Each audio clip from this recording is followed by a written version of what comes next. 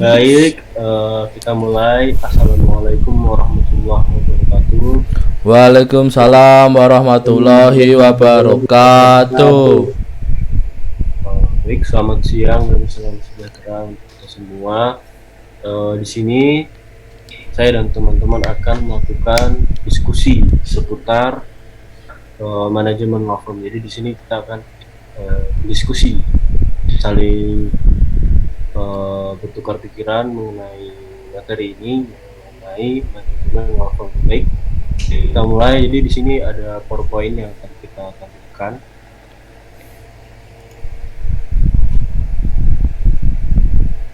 Lah, kok nggak ada deh muncul yang Netflixnya?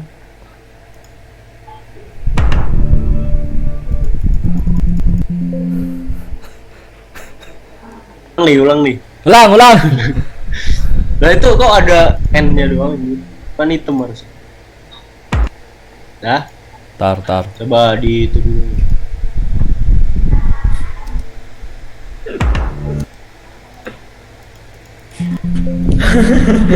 Udah yuk. Lagi. 1, 2, 3. Baik, kita mulai. Assalamualaikum warahmatullahi wabarakatuh. Waalaikumsalam warahmatullahi wabarakatuh. Selamat siang dan salam sejahtera untuk semua. Di sini saya dan teman-teman akan melakukan diskusi dan tukar pikiran seputar manajemen law firm. Jadi langsung saja kita mulai.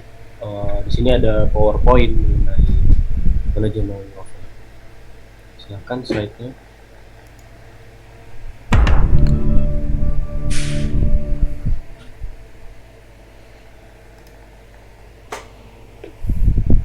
Manajemen law firm. Baik, perkenalan dulu di sini. Saya bertindak sebagai presenter yang akan memaparkan sedikit materi di PowerPoint mengenai manajemen law firm. Saya Muhammad Haryadi, NIM 2018-247. Kemudian dua rekan saya, Ilham Malik Fatah, NIM 2018-283, dan Otmando Wijaya, NIM 2018-286. Langsung saja ke slide materi pertama, yaitu mengenai pengantar manajemen dan firma. Di sini kita ke pengertian dulu. Jadi, apakah manajemen itu? Istilah manajemen itu mengacu pada kata to manage dari bahasa Inggris ya, yang berarti mengatur, mengurus, dan mengelola. Salah satu pakar manajemen yaitu James A.F. Stoner mengartikan bahwa manajemen ialah proses perencanaan organisasi, kepemimpinan, dan pengawasan terhadap usaha-usaha anggota organisasi, dan penggunaan semua sumber-sumber organisasi lainnya untuk mencapai tujuan organisasi yang telah ditetapkan.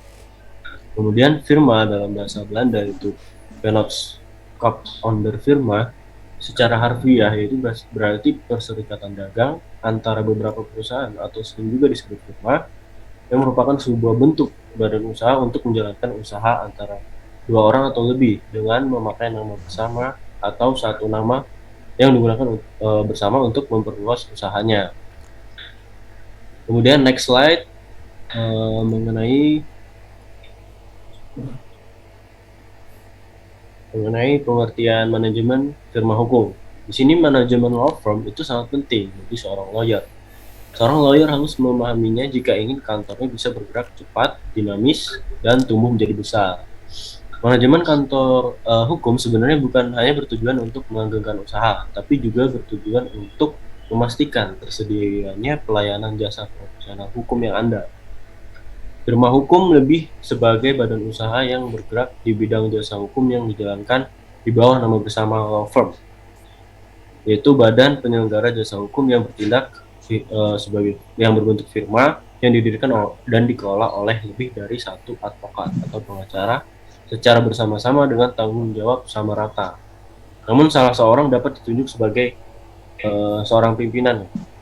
Kemudian fungsi law firm yaitu untuk mewakili seseorang atau perusahaan dalam menyelesaikan persoalan hukum dan juga mengajukan permohonan penyelenggaraan penyelesaian sengketa dan litigasi atau luar pengadilan, baik melalui arbitrase atau mediasi. Jika melalui litigasi, maka pengacara dari firma itu eh, dari firma hukum itu akan menjadi pendamping nanti pengadilan gitu. Baik, itu sedikit pemantik dari saya. Kemudian kita akan melakukan eh, diskusi gitu. Jadi saya akan memberikan teman-teman kesempatan untuk bertanya. Apakah ada yang ingin bertanya? Baik, apa saya ingin tanya dulu? Boleh, Edo, silakan. Oke. Terima kasih atas waktunya. Jadi gini, Baik, eh, silakan pertanyaan. ketika mendirikan firma hukum, yang terbesit di benak sebagian orang mungkin adalah keuntungan kan. Nah, namun perlu diingat juga mendirikan firma hukum sebenarnya tidak selalu melulu memikirkan tentang profitabilitas, tetapi juga faktor lain yang ikut mendukung kesuksesan firma tersebut. Nah, manajemen kantor hukum sebenarnya bukan hanya bertujuan untuk melenggangkan usaha. Hal ini juga bertujuan untuk memastikan tersedianya pelayanan jasa profesional hukum yang handal. Pengelolaan memang sangat tergantung pada tipologi kantor hukum. Pengelola firma hukum besar untuk membutuhkan manajemen yang lebih rumit. Misalnya, bagaimana mengatur modal, sumber daya manusia, kepengurusan, kompensasi atau pekerjaan, dan pembagian fee. Hingga hal-hal detail seperti jam kantor dan hubungan dengan klien. Dalam konteks ini, pengelola firma hukum juga jangan melupakan persoalan tentang modal, sumber daya manusia, dan yang tidak kalah penting adalah pajak. Tetapi jangan pula juga melupakan tujuan pendiri firma hukum tersebut. Seluruh awak firma mestinya paham tujuan yang hendak dicapai, karena kontributor utama terhadap pencapaian tujuan itu adalah manajemen sumber daya manusia. Nah, jadi pertanyaan di sini adalah hal-hal apa aja yang perlu diperhatikan dalam mengelola kantor hukum. Baik, itu ya pertanyaannya Mas Edo ya. Terima kasih, pertanyaannya Oke. sangat bagus sekali. Jadi karena di sini kita bentuknya ada diskusi, jadi di sini saya sebagai presenter tidak melulu melakukan presentasi dan menjawab pertanyaan dari penanya ya. Jadi saya akan melempar pertanyaannya jika memang audiens ada yang ingin menjawab, dipersilakan. Bagaimana Mas Ilham? Apakah Saya mungkin boleh menjawab pertanyaannya baik? dari Mas Silakan. Edo ya. Oke. Baik, silakan. Dari PowerPoint-nya juga bisa ditampilkan karena silakan Mas Edo ditampilkan PowerPoint.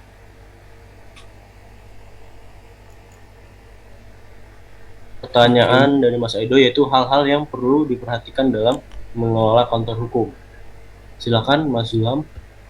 Ya, terima kasih atas waktunya Mas Fahri. Jadi kalau di sini ya, menurut saya hal-hal yang perlu diperhatikan, apa sih hal-hal yang perlu diperhatikan dalam mengelola kantor hukum?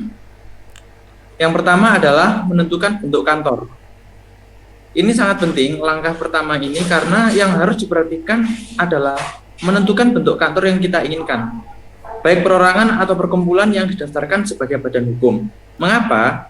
Karena bentuk kantor sangat berdampak dalam pengelolaan kantor, terutama terkait pembayaran pajak. Ini problemnya adalah mengenai pajak.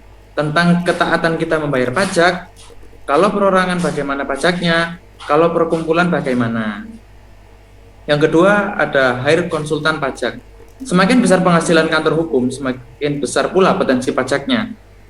Selain pajak badan, pajak penghasilan pribadi si advokat biasanya juga dipotong. Hire konsultan pajak untuk menyusun laporan pajak, untuk mengaudit laporan keuangan kantor hukumnya. Tujuannya sederhana saja, mau taat pajak dan meminimalisasi kesalahan pelaporan. Yang ketiga, cari klien retainer. Selanjutnya, permasalahan yang kerap melanda kantor hukum adalah kemampuan finansial yang tidak pasti. Untuk menyambung hidup kantor, diperlukan klien-klien membayar jasa yang diberikan kantor hukum secara rutin atau dikenal sebagai klien retainer. Retainer ini paling banyak menghidupkan kantor advokat. Kalau retainer fee nggak ada, pasti akan terombang-ambing kantor kita. Kenapa begitu? Karena begini, perkara itu kan fluktuatif ya, sedangkan retainer itu pasti, makanya penting untuk dicari.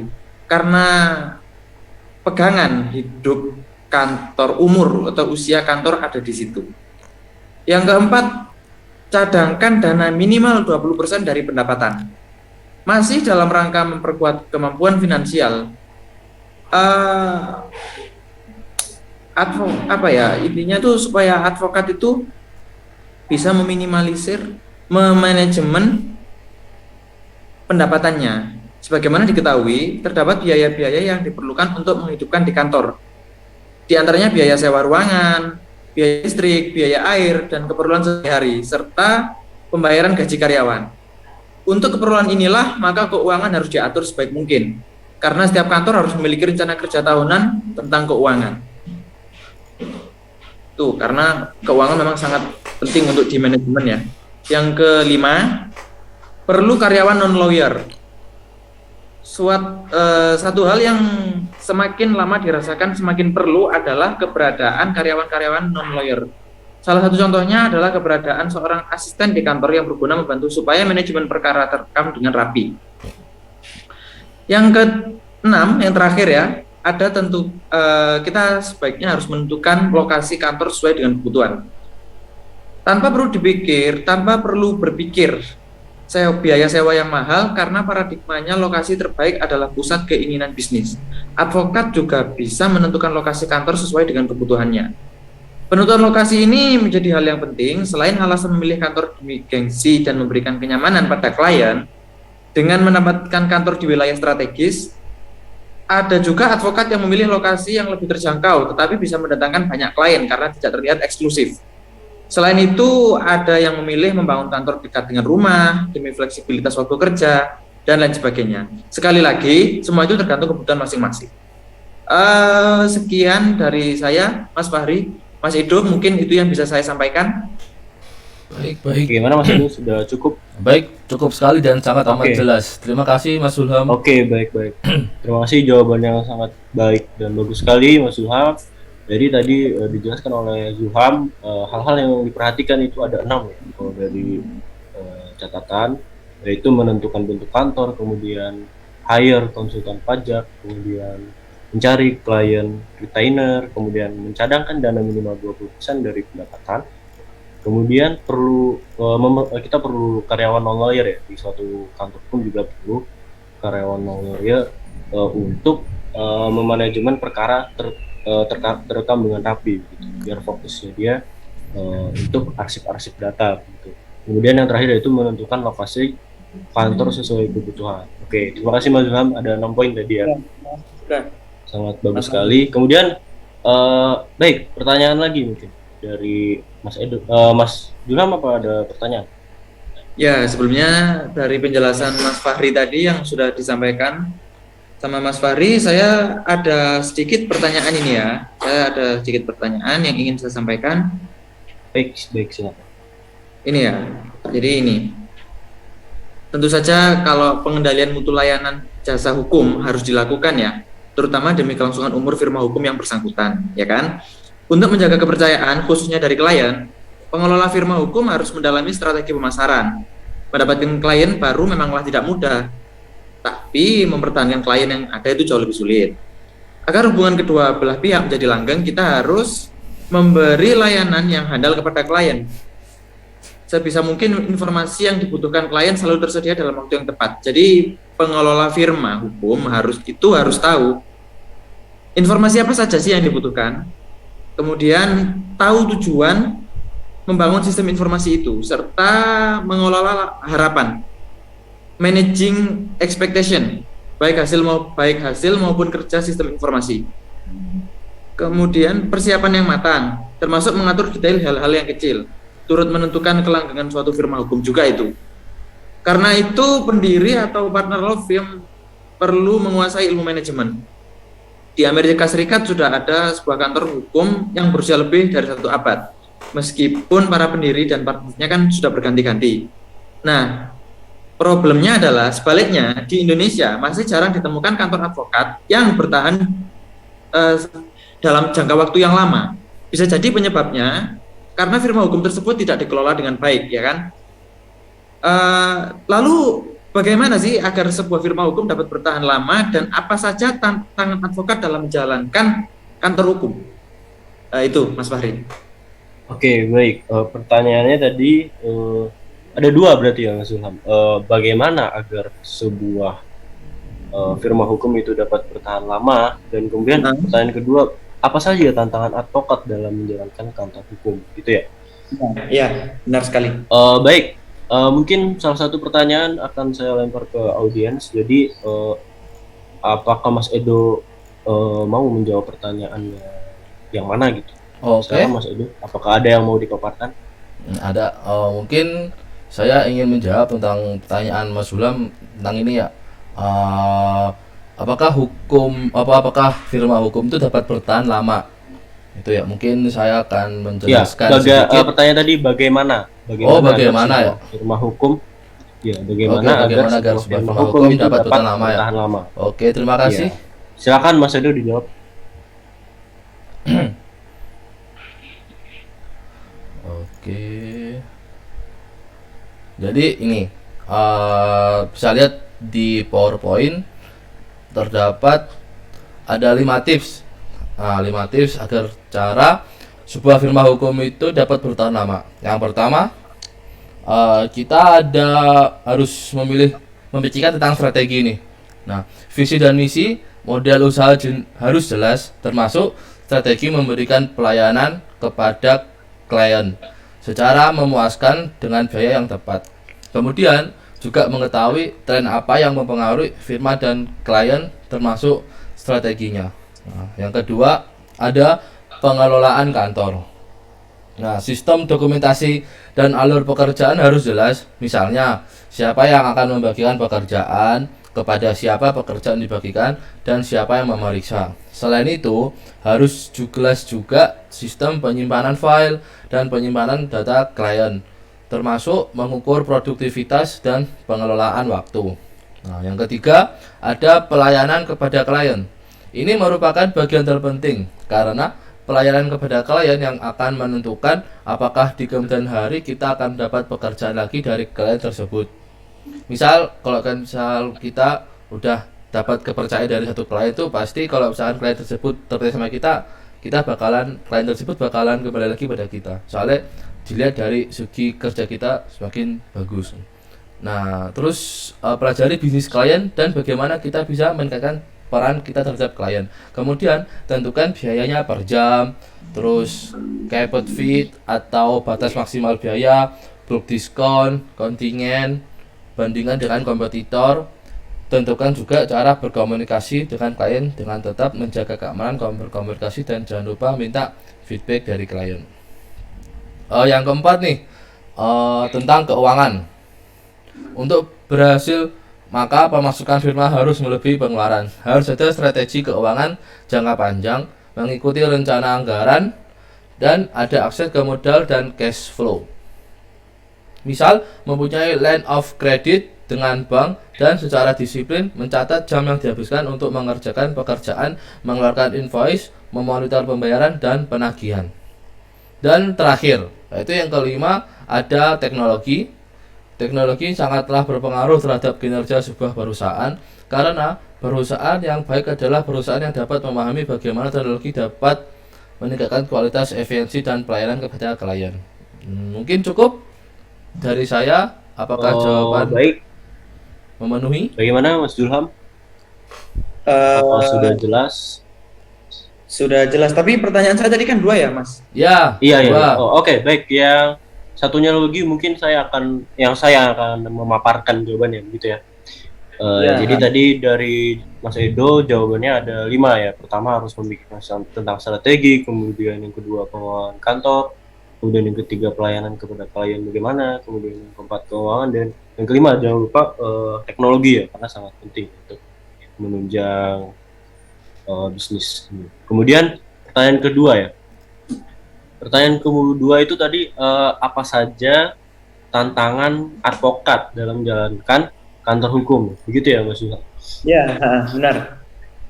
Baik, saya akan mencoba memaparkan. Jadi mulai dari persoalan hukum dengan klien, kemudian persoalan keuangan hingga silang pendapat dengan rekan, Itu membuka kantor hukum sendiri itu menjadi mimpi bagi sebagian advokat gitu. Bahkan untuk meraih mimpi itu ada advokat yang rela keluar dari pekerjaan di law firmnya yang lama, namun untuk membuat kantor bisa bertahan lama itu bukanlah hal yang mudah. Jadi ancaman kantor tutup atau gulung tikar itu layaknya pengusaha yang juga layaknya pengusaha juga selalu mematuhi advokat. Khususnya ancaman kantor tutup itu sama seperti pengusaha yang juga kadang bisa bangkrut. Jadi setidaknya ada 3 tantangan utama yang mengancam eksistensi kantor utama. Tantangan pertama yaitu terkait gugatan hukum yang dilayangkan klien ke kantor.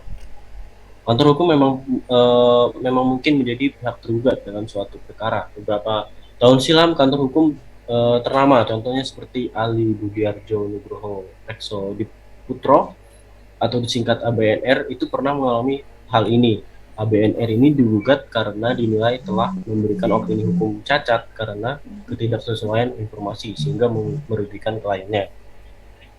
Permasalahan mengenai nasihat hukum yang diberikan oleh advokat ini memang rentan menjadi bahan klien untuk menggugat. Makanya kantor hukum itu harus memiliki rekaman kerja sama yang jelas layaknya rekam medis yang selama ini dimiliki oleh dokter. Seperti halnya dokter yang memiliki medical record atau rekam medis, kita juga harus punya memorandum. Jika suatu saat kita nanti digugat dan sebagainya, kita punya rekaman. Kalau kita digugat, kita buka memorandumnya. Jadi hal-hal yang disampaikan advokat kepada klien dan sebaliknya dalam sebuah percakapan itu sangat penting ada di dalam memorandum. Terlebih itu soal analisis dan kesimpulan dan saran. Jadi kita harus menyimpan memorandum itu agar sewaktu-waktu kita digugat kita punya data klien. Mungkin kayak arsip gitu ya, semacam kayak arsip gitu kali ya? Ya, arsip. Kemudian tantangan yang kedua adalah kemampuan finansial yang berkaitan erat dengan kebutuhan kantor sehari-hari. Sangat penting bagi kantor hukum untuk memiliki rencana kerja tahunan di bidang keuangan. Pasalnya kantor hukum memiliki biaya-biaya yang harus dibayarkan secara rutin seperti biaya sewa ruangan, biaya listrik, air, dan keperluan sehari-hari, dan gaji karyawan juga tentunya. Sehingga seandainya dalam beberapa waktu tidak ada klien, pendiri kantor tetap wajib menyelesaikan semua biaya itu. Nah, itu harus benar-benar diatur. Kita harus punya rencana kerja tahunan tentang keuangan yang matang. Rencana, prediksi, semua kita siapin seandainya di tengah jalan kita punya rezeki lebih ya kita simpan untuk tahun depan karena belum tentu dapat kesulitan finansial ini biasanya membuat advokat menjadi gelap mata. Semua perkara ujung-ujungnya mereka ambil tanpa menyesuaikan dengan kaidah hukum yang ada. Jangan sampai menjadi advokat yang gelap mata. Itu membela klien tanpa kaidah hukum yang ada dan membela mereka hanya karena dibayar mahal oleh mereka. Kemudian tantangan yang terakhir menurut saya adalah perbedaan pendapat dengan rekan atau partners di kantor hukum yang sama. Sebagaimana diketahui, kantor hukum umumnya terdiri dari founder, partner, dan associate. Nah, ini sering berlainan di sini pendapatnya soal mengurus kantor. Kita harus mengelola itu semua. Jadi itu saja jawaban dari saya. Ada 3 tantangan terbesar menurut saya. Baik, apakah ada sesuatu lagi yang mau ditanyakan? Mungkin dari saya cukup untuk mengingat juga waktunya durasi sudah mulai panjang. Terima kasih. Oke, sudah baik. Terima kasih. Itu saja diskusi kita mengenai manajemen law firm. Salah hilap mohon maaf. Terima kasih. Maafkan jika ada salah kata dan kekurangan kami. Saya tutup. Assalamualaikum warahmatullahi wabarakatuh. Waalaikumsalam warahmatullahi wabarakatuh. Terima kasih. Terima kasih.